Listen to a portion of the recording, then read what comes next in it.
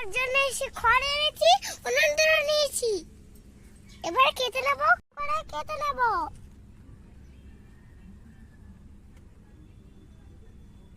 এবার চাপাচ্ছি, মাছটাতে নুন মশলা মাখাই। বসিয়ে দিয়েছি, নুন মশলা মাখিয়ে নি।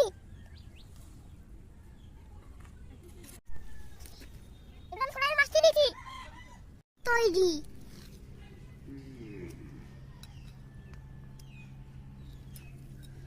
দিয়ে দিই,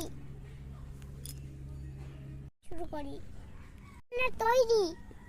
এবার আমি আরো কিছু রান্না করে নেব। ভালো করে থাকলে লাইক করো এবং সাবস্ক্রাইব করো, ভুলো না কিন্তু। টাটা।